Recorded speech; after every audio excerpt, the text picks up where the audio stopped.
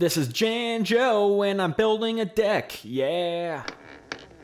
Hey everyone, I am Jesse from the Janjo Zone. In this video, we will be building an angel deck, or angle, depending on how you pronounce it.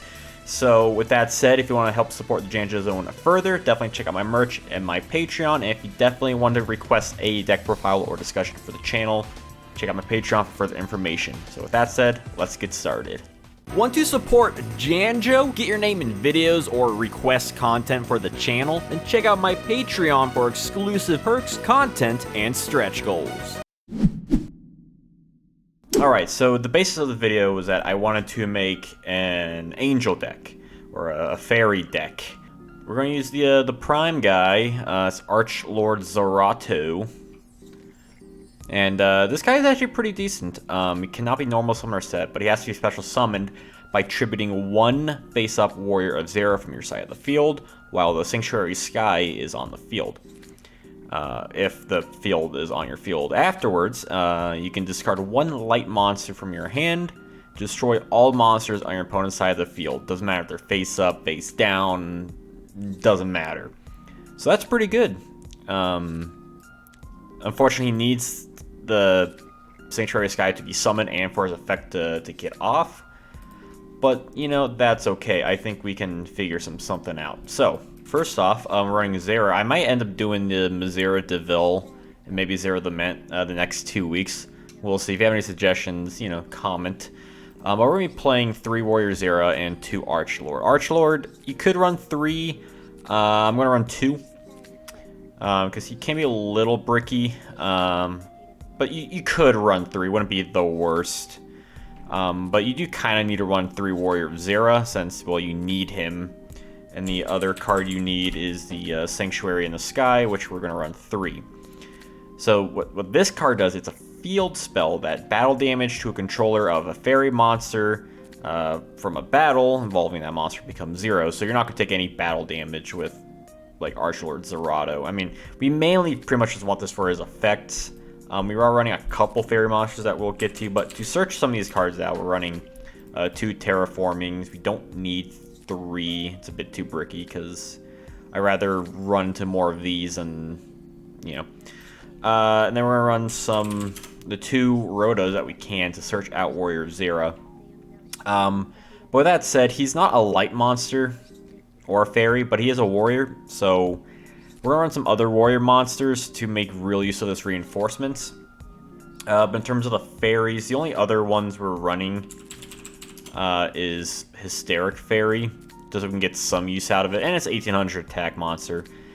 You contribute 2 monsters on your side of the field and increase life points by 1,000. There may become a time when you could use this. You could use Scapegoat with it. I'm not running Scapegoat in this deck, but, you know, just a 1800 attack beater. That's pretty much why we're using it, and, you know, to make some use out of that. But the other beater we're running is going to be 2 Kaiku, since he's very anti-chaos, and we are running a chaos engine in this. So we got the Black Luster Boy here. We're going to run him. In terms of our one-of cards, though, I'm running 1 Blade Knight. He's pretty good because he is a light monster, which he works with Zerato. And he just has a good effect, and his warrior can be searched out. Breaker, just another dark monster. We're mostly running lights, but we are running some darks, in which, you know, he fits good for that. He can destroy a back row card. He's useful. The other ones are some more warrior monsters. Running a DD Warrior Lady, which, you know, useful. Warrior, light, it works. And a Donnie Zalugi. This one I probably wouldn't be running if I wasn't running Rhoda, but it's nice if we have that option that we can just snipe things out of the opponent's hand. So it's nice to have that option with this, like, mini warrior chaos Zerato engine we're doing. But the main one you're probably going to want to use for Archlord Zerato is 3 Thunder Dragons, since, well, it is the discard monster, you know, that him and Since Serpent. But Thunder Dragon is a light, and we can use it to get instantly 2 fodder for Zerato, which is a-okay in my book. Now, we are running 1 warrior returning alive, and just in case we need to bring back something like a Zera or hell, even a Blade Knight if we need to. So it's nice that it works along with that. The last 3 monsters we're running is some Gravekeeper Spies. It's good defense. We get some Darks out. You could probably switch Spy with whatever you wanted, but this is just what I wound up with. Like, you could run more like another Blade Knight. I don't know, just whatever you wanted. Berserk Gorilla. I don't know. But we are running like the staples, the Power 7, or whatever you want to call them. Duo, Charity, Greed, Heavy Storm, Typhoon, Premature, Snatch, Steal. The only thing you want to keep in mind with Heavy Storm is that we are running a field spell, so be careful. But also, we are running 3, so it's not too bad. We are running a card Destruction. I'm really hyping this card a lot right now, because you can just dump out a really bad hand, even if it's like a Thunder Dragons and Terraforming, so get some good cards. So it's good in that regard. And even though your opponent can't dump cards to maybe feed into their Chaos Engine, well, that's why we got a Kaiku. Next ones we're running is some staple traps: Mirror Force, Ring of Destruction, and Torrential Tribute. Just good dealing, just kind of in general whatever, and a Solemn Judgment, which is again just another general whatever. I mean, hell, I feel like cards like Solomon honestly return from a different dimension. A lot of decks should just be maining one of, at the very least, because it does cover everything. You don't need to run multiple ones, but it works for what we need to. So this is my deck. I actually came up with it fairly quickly. Initially I was going to do like a more of a pure light or a fairy deck, but it just kind of meshes well together. That it's not all around Zerato, but there's enough of an engine to make it work with things.